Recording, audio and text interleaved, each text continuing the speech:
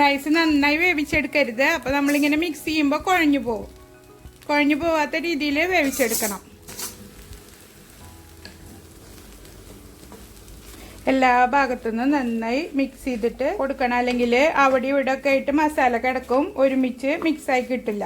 ഇനി നമുക്ക് ഒരു ഡെക്കറേഷന് വേണ്ടിയിട്ട് അല്പം മല്ലിയിലയും ഒരു 2 ടേബിൾ സ്പൂണ് ക്യാപ്സിക്കവും കട്ട് ചെയ്തിട്ട് ഇട്ട് കൊടുക്കുക. എന്നിട്ട് ഒന്നും കൂടെ മിക്സ് ചെയ്തെടുക്കുക.